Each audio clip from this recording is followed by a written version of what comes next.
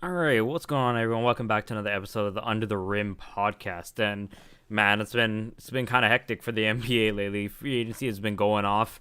The season's gonna start in about 1 or 2 weeks now, and it's been shook. I just want to talk about free agency right now and who I think is really the biggest winners and losers coming out of this free agency year. I'm guessing, and biggest winner by far has to be the Lakers, right? It has to be because at first they lost Rondo, they lost Dwight, and I was thinking, yo, bro, if we don't get something crazy here, then it's over, man. It's over. Then they somehow managed to bring on Dennis Schroeder, which is an amazing pickup. He was already a 6 man of the year runner up. He's gonna provide way more offense off the bench if he decides to come off the bench. I'm hearing he wants to start. I don't think that should be a problem because we really need somewhat of a point guard. We can't be having LeBron run point all the time.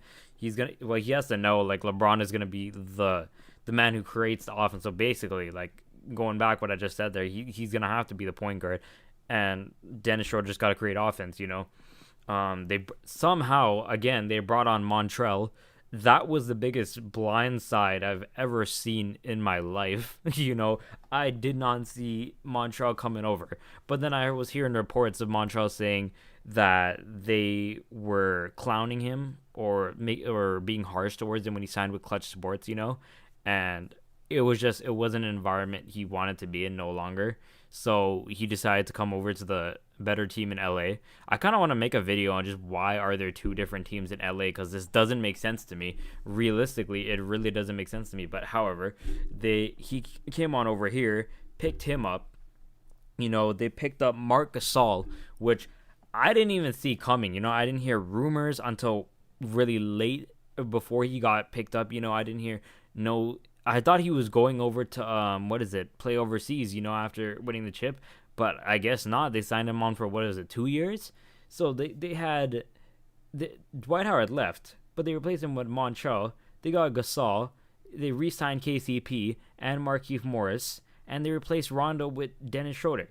So, and recently they just locked up LeBron for a 2 years extension and just signed a max with Anthony Davis. So you can tell me how the champs just got better. They just got better. They usually just have the same team and just want to run it back, with maybe one addition.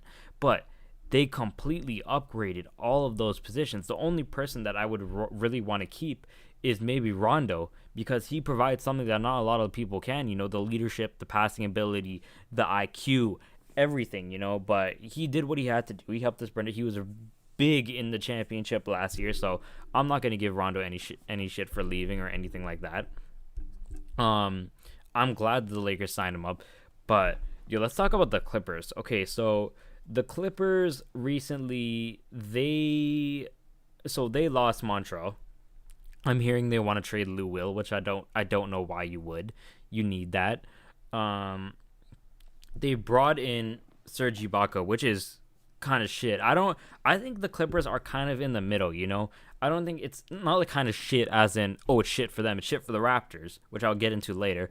But I think they're kind of in the middle of winning and losing, because they clearly can't get where the Lakers are right now in terms of the signing and free agency and bringing in those good ass role players and players, but they brought Serge Ibaka in, but they lost Montrell. It's kind of just like, where are you really going? Where are you really going here? They tried. They lost J. Michael Green too, and the only thing they really did was Serge Ibaka. So Serge Ibaka is really good. That's the only reason why I'm saying they're in the middle here. They aren't a winner or a loser, because they got Ibaka, but is it really enough to push them over? But they got a new coach, and I hear Paul George saying that Doc Rivers wanted to play him like a Klay Thompson or like a spot up shooter, and that's not him. But it's back and forth, because he's saying that Doc Rivers didn't make adjustments against the Nuggets, which I was trying to tell everyone. It's just like Doc Rivers, before, like, as the more NBA goes on, the more I'm starting to like him less as a coach, because look at that. You had enough time to make adjustments against the Nuggets. You had about 3 games, 3 games, and you did the same thing over and over. And I'm not putting all the blame on Doc. Kawhi is a defensive god. He should have known how to, he should have told the team, lead the team. Yeah, you lead them by example, but you also got to lead with your voice too. You got to tell these guys what they're doing wrong, what to fix here and then. You just got Paul George kind of just complaining, but we'll see next season. I really don't think the Clippers did much in the offseason, if you ask me. We'll see how they go. Let me see here. I don't know what the Charlotte Hornets were thinking when they decided to sign Gordon Hayward for a max 4-year, $120 million. They took an auto L. I feel like I shouldn't even have to explain this to anyone about this. They took a huge L, on that one. I don't know why you're giving Hayward the max. See, it's unless he returns to Utah Jazz right before he went to the Celtics, Hayward. That's the only way. The only way I see this guy worth his money. But somehow this guy keeps finessing a bag from teams, and I don't get it. But you know why he finessed the Celtics that year? Because he came off Utah. This I don't really understand. Michael Jordan. This way you don't have MJ as your owner, because he'd be doing shit like this. Hornets didn't really do anything. They brought in LaMelo. We'll see how that goes. Atlanta Hawks, nice pickup of Rondo. Let's see who they added here. They added Rondo, Chris Dunn, Gallinari, and maybe Bogdan. So we'll see how they go here. I like them getting better. I like the Hawks. The Hawks are slowly progressing every year. I like them with Trae Young leading them. Clint Capella's a good upgrade. That pick and roll is going to be pretty nice. You got John Collins on there as well. I think this team could be it could be good. It's not going to be a contender immediately, but we'll see how the emergence slowly comes out. These guys are still young. Rondo's going to provide that leadership, help mentor Trae Young in a way, give him that IQ and that toughness. Milwaukee Bucks took a hard L. They were about to pull off a trade for Bogdan. He said, "Nah, what are you talking about?" and didn't want to go there. They gave up Eric Bledsoe, George Hill, and first-round picks for Drew Holiday, he is a good player, but it's just one player, and you gave up George Hill and Eric Bledsoe and picks, and Giannis might not even stay. Did he even sign the extension yet? Who knows? Yeah, I don't think he signed the extension yet. You see, here people are saying the winner are the Toronto Raptors, but I think the real winner here is just Fred VanVleet because he finessed the $85 million contract. I think the Raptors lost this free agency. It might be over for them, actually. They might be stuck in NBA purgatory where they're not good enough to make the finals or out of the second round, but they're not bad enough to be a lottery team. So I think they're kind of screwed, if you ask me.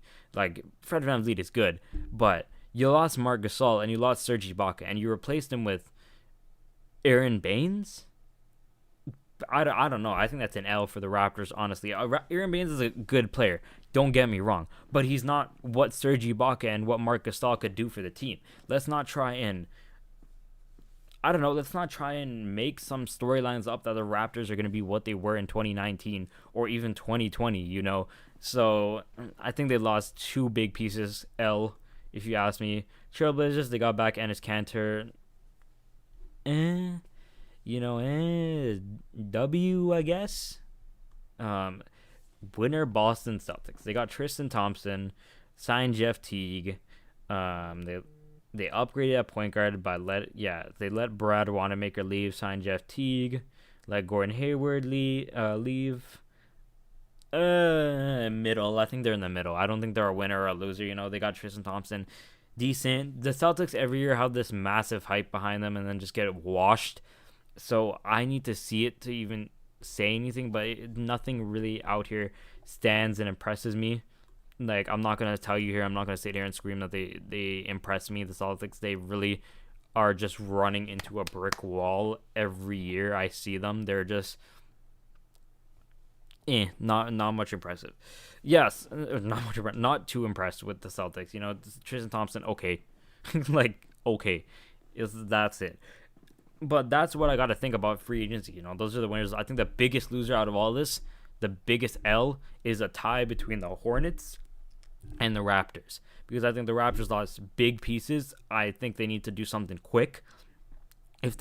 Mark my words, if the Raptors cannot get someone like Giannis or a big name free agent, MVP, superstar level of free agent, the Raptors are done for until they either blow up the team or they sign a big name like Kawhi or Giannis or AD or Harden or somebody along that stature.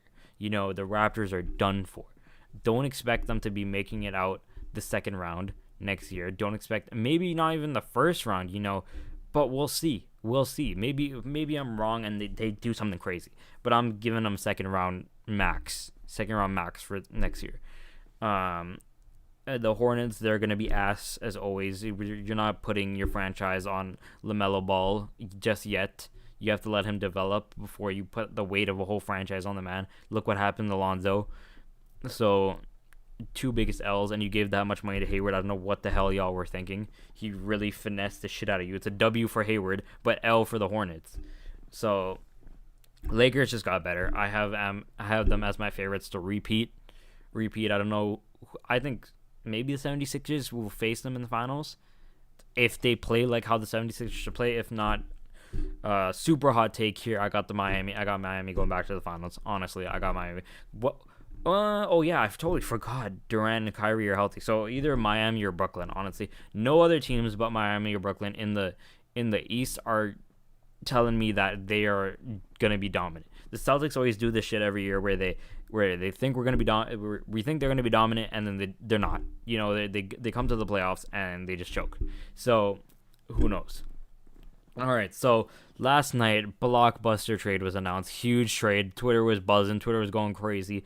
John Wall for Russell Westbrook. John Wall is heading to the Houston Rockets. Russell Westbrook is heading over to the Washington Wizards. Biggest L for the Wizards I've ever seen in my life. Number one, you told Wall that he wasn't going to be traded. I was hearing Wall was upset that his name was in trade rumors. Then you said he wasn't going to be traded, and now he's traded. So again, to remind all of you guys, loyalty should never be a thing in the NBA. And I'm not saying that sarcastically. I'm saying if you are a star, say take AD for example, or to even take LeBron in his early Cleveland years, you're loyal to a team. They can't surround you with good star talent, or like I'm not saying John Wall's case because he had Bradley Beal, but they can't surround you with talent. The front office is not doing their job properly. You're losing every year. You're losing in the playoffs, not even making the playoffs. It's getting tired. You're signing extensions. Same thing over and over. At a point in time, you can leave. You should be able to leave and not face scrutiny, and because you want to win rings. And you're not ring chasing. You're just going to a team that gives you a better chance at winning a ring. What Kevin Durant did, I wasn't wrong. I wasn't mad that he left OKC. I was perfectly fine that he left OKC. You want to go somewhere new? Perfectly fine. But if you want to go a team that makes it just basically you could sit on the bench and still win a ring, then that's what I had a problem with. They just beat you. You're basically going to the mans that just jumped you and jumped your friends and joining them. But that's this discussion for another day. If you went anywhere else, I would have been fine with it. I really didn't care. Anywhere but the Warriors. But in John Wall's case, man was loyal to the Wizards until they started disrespecting him, and this is why I tell guys like Lillard, even John Wall, AD before he left, you need to leave. You need to leave. Or even what they did to IT, and that's why I don't really like Danny Ainge and the Celtics, because of what they did to IT and how they really treat their stars, honestly. If you don't like, or if you are losing in a position and you want to win rings and you want to become an all-time great, and you are in a position where you are not winning, just leave. Wait till your contract expires. Don't say anything. Interview with a few teams, see what they can offer you, and go there. Simple as that. Just go there. You've been loyal enough. I'm sure Portland isn't gonna hate you, Damian. I'm sure the way New Orleans started hating Anthony Davis because the way he requested a trade in the middle of the season. But if you just leave and you say thank you for everything here, I tried my best, everything, I'm sure Portland won't hate you as much as these other teams. I'm telling you right now. Look at John Wall, the man got traded. Look at DeRozan, man got traded.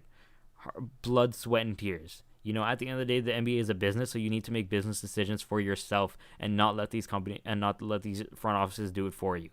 This is what I'm saying. I'm always saying loyalty shouldn't be a thing in the NBA. Loyalty has never been a thing in the NBA, because as soon as you become a liability, or as soon as they think they can get someone better for you, obviously they're gonna trade you.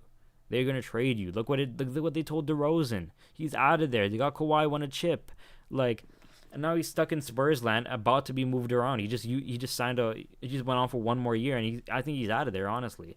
But going back to the Washington Wizards and Wall thing, they did Wall dirty. Fair enough. Washington did Wall dirty. But who is the real winner of this trade? The Houston Rockets. And you might be saying, yo, Westbrook is way better than Wall. It's debatable. It's debatable. With current Westbrook, maybe triple-double Westbrook, then we have another story. But let's say Wall returns to what he was before his injury. This man was double-digit assists. His jump shot was getting better. Athleticism was prime. The handles were prime. He has higher basketball IQ than Westbrook. I don't think we can really argue that. But right now, what we've seen with Westbrook, he hasn't worked out well in Houston. Wasn't working out in the end years of OKC with Paul George. So if Wall can come back with a better jumper, like KD saying he was going off that day, better jumper with his IQ, I think they won this trade. Honestly, they won this goddamn trade, because Washington wasn't going anywhere. So if you're telling me Westbrook is either the same player as Wall or better than Wall, then Washington should easily be better. But I don't think they're going to get any better from this. I think they kind of played themselves. I think you should move Wall for somebody else, if you ask me. Anyone but Westbrook. Because I feel like you can't win a ring with Westbrook's current play style and current level of basketball IQ where he makes certain decisions. I don't think you can win. If I'm Washington, I think it's time to blow up the damn team. I think it's over, honestly. You guys have been ass for years. Haven't gone anywhere for years. Right now, what you do, you trade Westbrook, you trade Beal, you trade everyone, get picks, just tank a little bit if you have to, start getting the higher picks, maybe get some stars back, see what you can do, see what you can build, because right now it is not the way. The Raptors are going to have to start doing the same thing just now too. But right now, I'm telling you, do not be surprised if the Wizards are high-key garbage next season, because it won't surprise me. I don't think Bradley Beal and Westbrook will mesh well. I think Houston has a good duo there with Wall and Harden. I think it takes some pressure off Harden. It takes some pressure off Wall. They can work together. I feel like as soon as they get in there, you make some adjustments for Houston. You get a big man in there. You get a couple shooters. Houston is back in there contending, Is it enough to take out the Lakers? I don't think so. But is it enough to give the Lakers a challenge? Yes. Is it enough to give the Clippers a challenge? Yes. Nuggets? Yes. I think they can contend if they get the right pieces to surround around Wall and Harden. So we'll see. We'll see. I think Houston definitely won that trade. I don't think it's up for debate. All right. So that's everything really I got to say this week in terms of basketball news. I will be back next week with any news, if there's anything going on crazy, if any big signings, trades, anything really happened. They just announced that the trade deadline was March 25th, so anything can happen. Looking forward to those first starting games December 22nd, and I want to thank you guys so much for listening and supporting me throughout the year. Hopefully next year we can grow into something bigger. Look out for my YouTube channels. I have the first one, They Call Me Mythic, with everything basketball related, and then Mythic Plays with my Twitch streams, highlights, and everything. I do be streaming every Friday and Saturday from 10 to 2 a.m., 10 p.m. to 2 a.m. Any games release. Cyberpunk's coming out soon, so I'll be streaming that. So if you guys want to check that out, go over there. Link is in my bio on my Twitter, Instagram, YouTube. Anywhere you can really find me, you will see the links to everything I have. Again, thank you guys so much for listening, and I will see you guys next week.